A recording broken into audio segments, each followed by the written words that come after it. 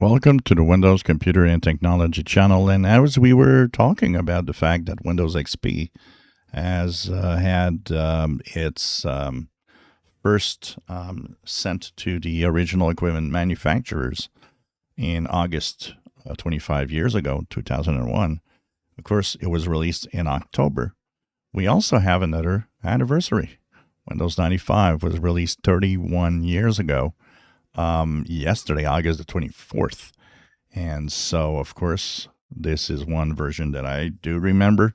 I remember installing it from the floppies, if you were in my category, which I don't remember how many floppies there were, but there was a lot of them.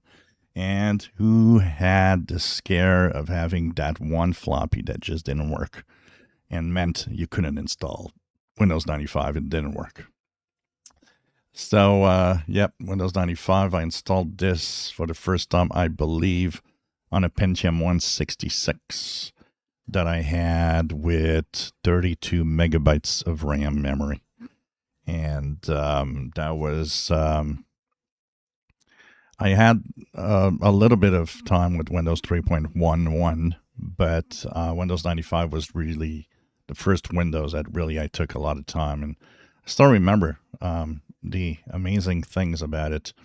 Being surprised, I remember buying a Sarah McLachlan album that had multimedia on it, and you could actually, if you had a CD-ROM drive, you could actually see a video on your screen, which was something amazing at the time. And so Windows 95, if you can believe, people were waiting in line at midnight to get a copy of Windows 95. This is how exciting Windows was back in 1995. Long way from the ranting of today on Windows 11. So there's a online website where you can actually experience the Windows 95 loading and everything, which is this website here.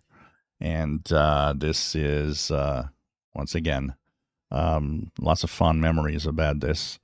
And I used Windows 95 a lot, then actually went to Windows 98, then to Windows Millennium, which was a nightmare.